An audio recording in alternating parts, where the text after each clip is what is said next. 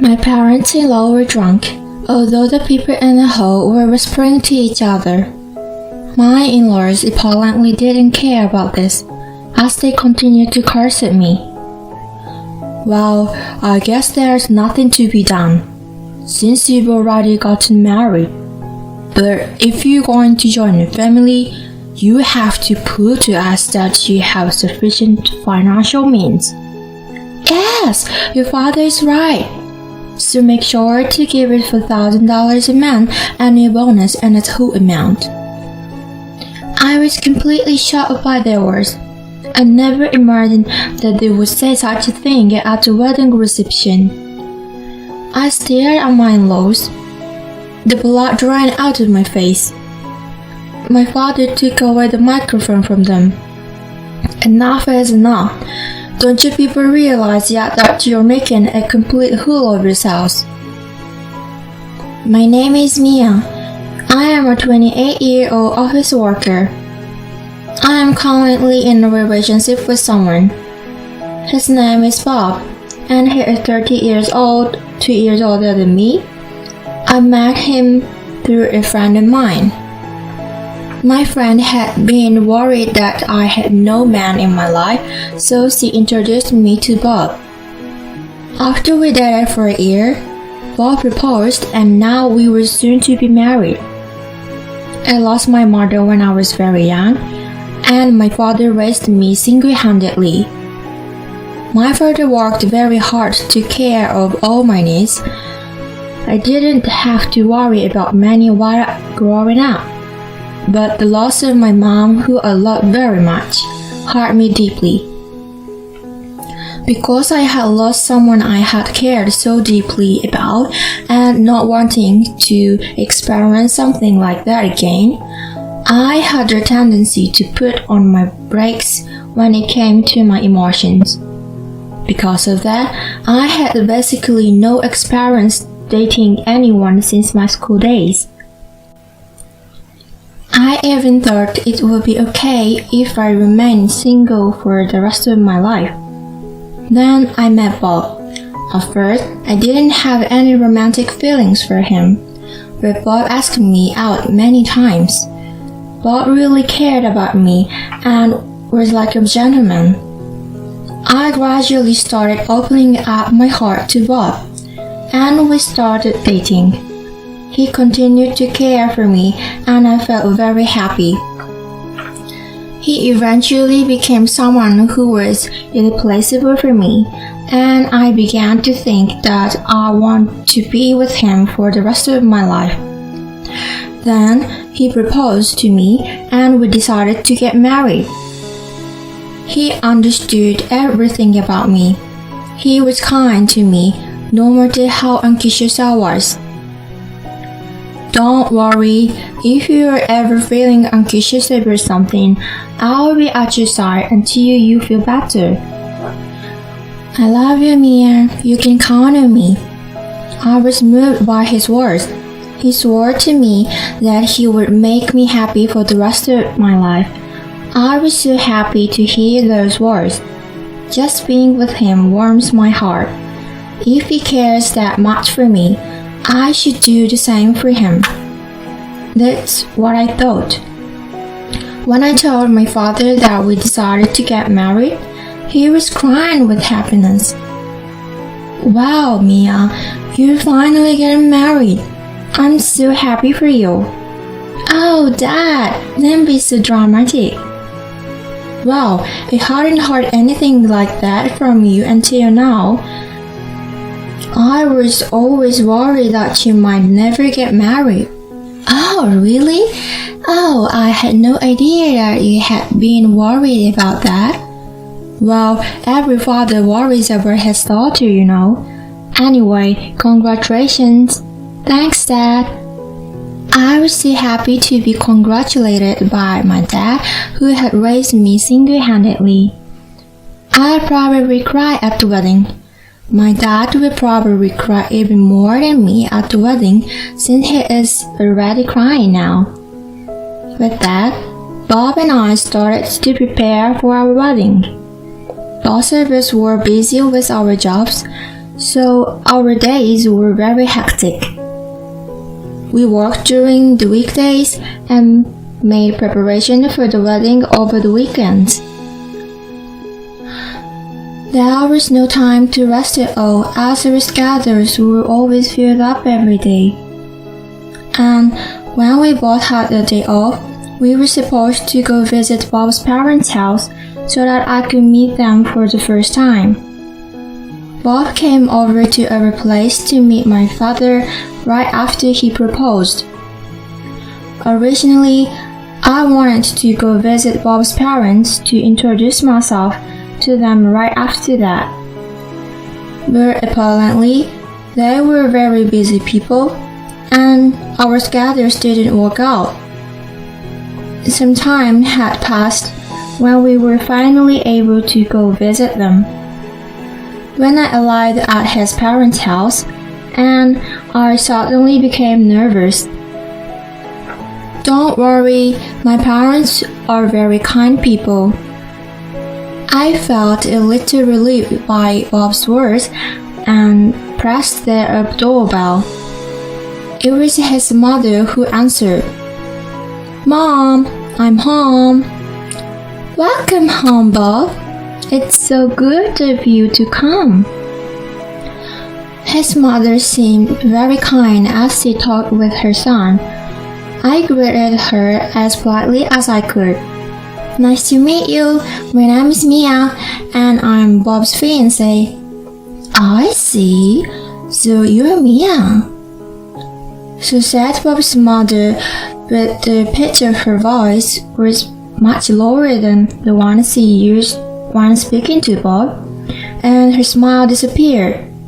She looked at me from top to bottom as if I were some kind of merchandise. After that, she led us to the living room, but her cold attitude towards me didn't change. "Mia, I wonder how much you're worth." "Sorry?" "Bob is our treasure and our only child. If you're going to marry him, you need to be a suitable wife for Bob. I wonder if you're worthy of it." I was taken aback by the question. It seemed more than an interrogation. Well, I hadn't expected such a cold attitude from my in-law. I'm at a loss for words. "You're going to join a family, you know. Are you ready for that?" "It's true that if I marry Bob, I will join his family, but it's not like Bob's family or the Kennedys, nor have I heard that they were former aristocrat. It's not like I am marrying someone who owns an orchard. Why would I be asked to make such a commitment? Besides, I'm not even going to live with them. I don't need to be pressured by questions like these." As I was thinking like that, his mother, perhaps annoyed at my slow reply, his mother looked like the devil herself. "When I ask you a question, answer me right away. You're so ill-behaved. I'm asking if you're ready for this." As she continued to yell at me like that, I finally managed to get a few words out despite the pressure.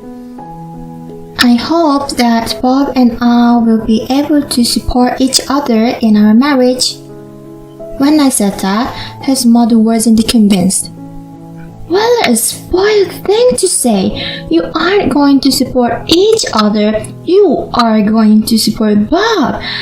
It's your job as a wife to support your husband. You don't even understand the basics." Then his father, who was sitting next to Bob's mother, cut in and said, "Honey, calm yourself down." Well, sorry about that, Mia. You mustn't bring started with my wife's words." "Well, it's alright." His mother is very protective of her only son, Maybe she's just a little nervous and spoke such harsh words. His father spoke in a quiet, calm, and gentle tone. He must be a kind man. But my relief was short-lived. His father, still with a smile on his face, said the most unexpected words. What my wife says is actually justified. What concerns me the most is the fact that you come from a single-parent family. What do you mean by that? Well, to be raised by just one parent, it doesn't have a good public image. We can't be too happy to have such a person become the wife of our only son, can we? Oh, wait a minute. As you can imagine, I cannot let this one pass. What is wrong with being raised by a single parent? My father worked very hard to raise me by himself. I am very grateful for that, and I am proud of my father. Being raised by a single parent doesn't make me any less valuable. Well, still the fact that you were missing one parent, you couldn't have learned how to be a good wife and do housework and things like that. As for housework, I did as much as I could so as not to overburden my father. I can also cook pretty well, so please don't say that. Even though I said so, Bob swore to ignore my words. And finally, he said this. I will allow you to marry Bob. In exchange, you must promise to devote everything to Bob. That means you will do everything we ask you to do because we are Bob's parents. Can you promise me that? What? Well, since you came here to ask for our permission to marry a son, you do know what your duties are, don't you? Before I could say anything more, he carried on with the conversation.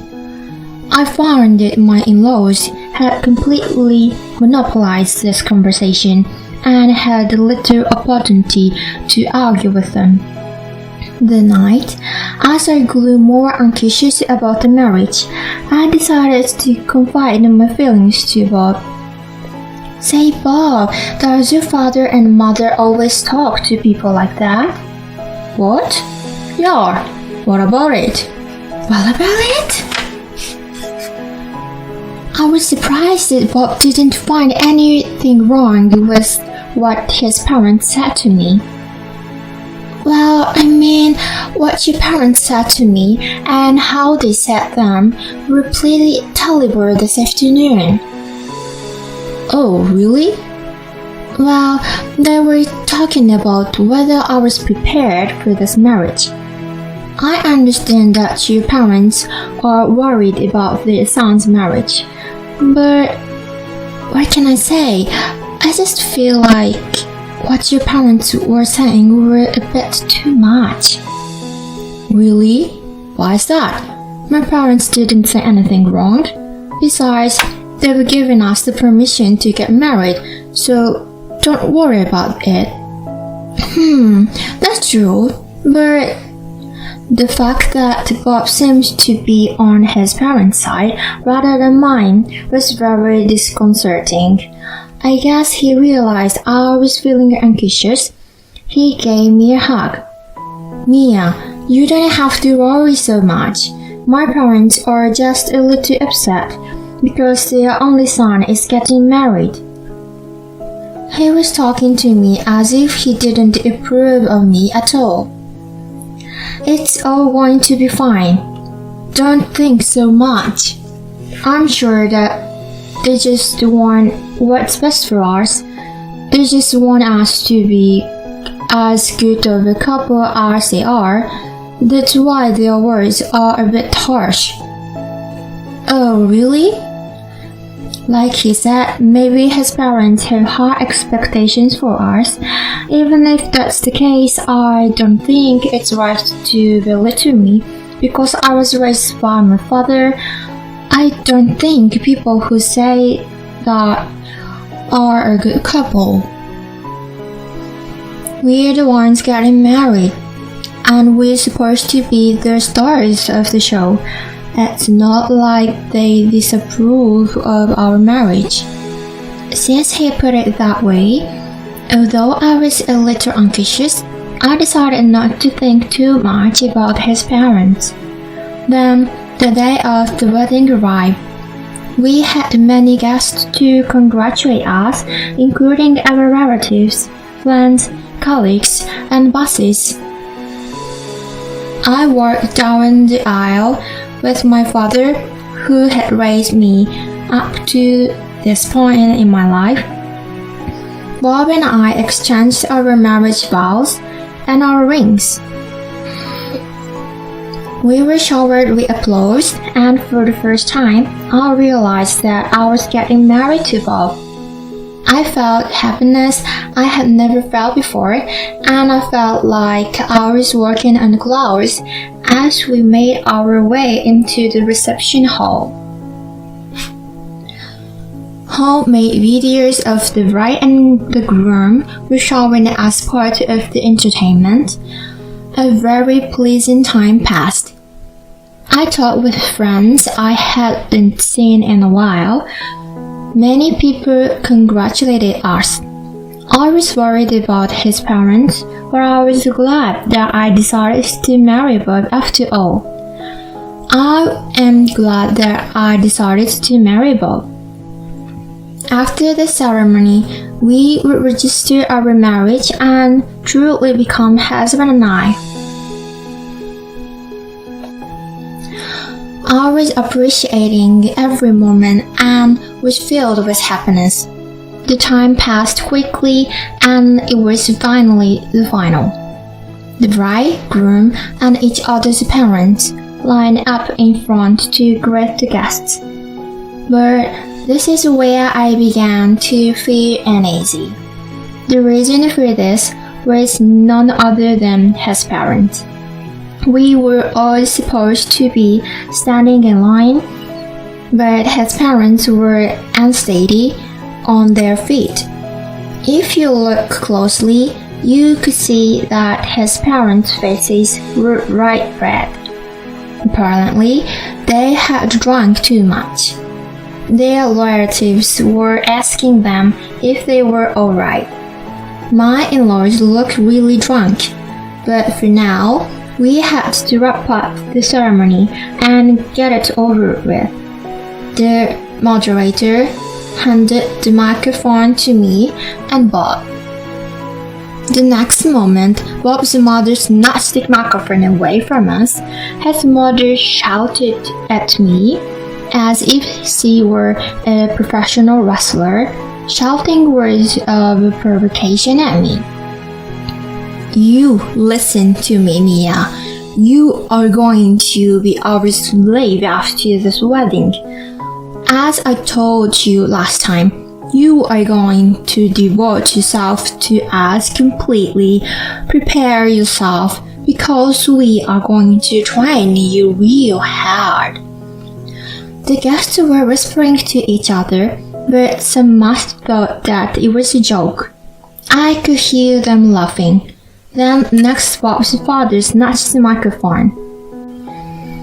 Mia, don't you feel embarrassed to wear a dress like that? It doesn't sweat you at all. Dear, you shouldn't tell her the truth. As expected, people began to whisper to each other in a different way. I asked Bob to stop his father's outburst, but Bob didn't. Bob said that he couldn't do that and that his parents weren't doing anything wrong. He would never protect me from his parents in the future. That was the moment I knew for sure. Even though the hall was buzzing, my in-laws were drunk and they continued to curse at me.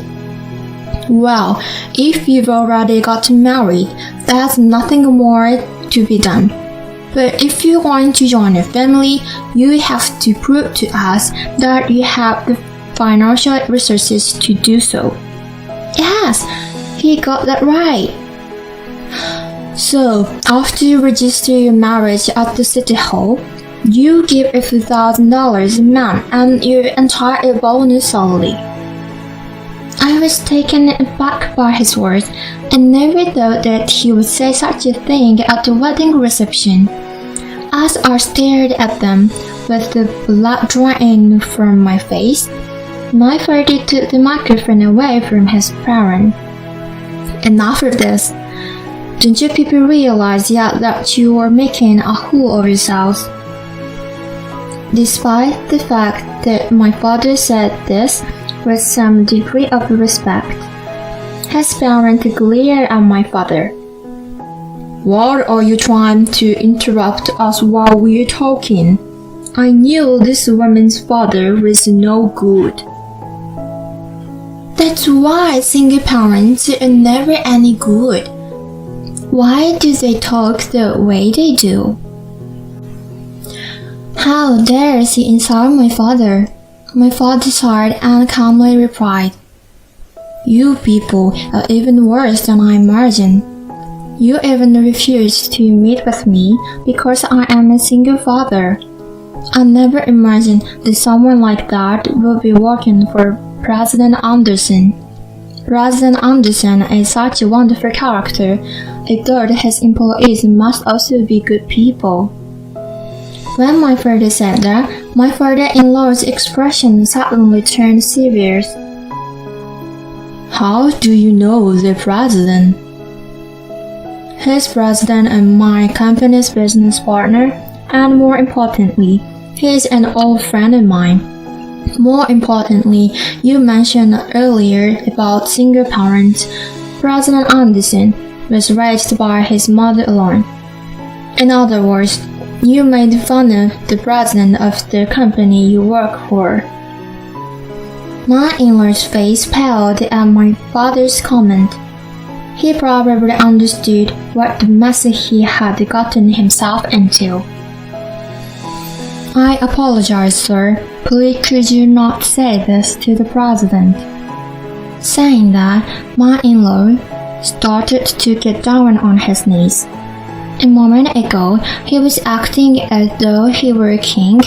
I was so excited to be the one to take charge of this place, but now he looks like a foreign warrior, and I could hear laughter from the guests. There were even people who took out their cell phones to take videos of the scene. No matter how much you apologize, you can't erase your words, my dad said. My dad walked up to me and asked if I wanted to go back home with him. I said yes and took the microphone from Bob's hand. Thank you very much for the great entertainment. There will be no marriage, I told Bob and his parents. And to all of you who attended, I will make sure to return the money you gave us for this occasion.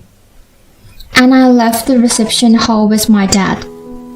I caught a glimpse of him and his parents in a date, but soon after, his relatives rushed over and I saw them yelling with some terrible expressions on their faces. It must be a complete chaos now. I went around apologizing to the guests as I returned their money. They all expressed their sympathy for me. They praised both me and my dad for what we did, saying it was good we weren't taken advantage of by such terrible people. After that, Bob's co-workers who had attended the reception must have told his company about what happened, and Bob became famous for having such deluded parents and was accused of having an Oedipus complex. Bob's pride was so high that he couldn't stand it any longer and resigned voluntarily. And of course, the president of my father-in-law's company found out about the incident. Bob's father was sent to some unimportant division of the company and was transferred to an office in the countryside somewhere. Incidentally, I heard that his family has been disowned by all his relatives because of the wedding. Well, it's their own fault, and I guess it can't be helped. Meanwhile, I reaffirmed my bond with my dad. Mia, are you interested in running the business? Do you mean? Why don't you try working towards becoming the president of my company? I'll do my best. I decided to focus on stepping up my game at work rather than romance for now, so that I can become a great president like my dad. I am currently working at my father's company and desperately trying to learn the job. Mia's in-laws are incredible people, ruining a wedding reception like that. But it's a good thing that they were able to break up before registering their marriage. Now that Mia has nothing to worry about, she can go on to be the president in peace. I wish Mia all the best. Thank you for watching to the end. Please subscribe to our channel if you like. See you in the next video.